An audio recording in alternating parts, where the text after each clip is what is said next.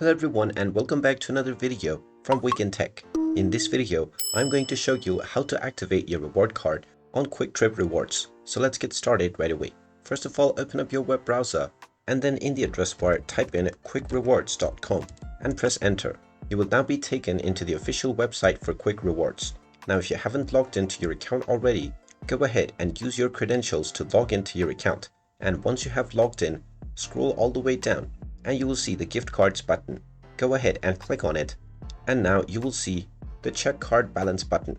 Click on the continue button and you will be asked to enter your card number and your PIN. Go ahead and type in your reward card number followed by your PIN within the PIN section after looking for it within your card. Once you enter both of these credentials, click on I'm not a robot to verify your identity and then click on it check balance.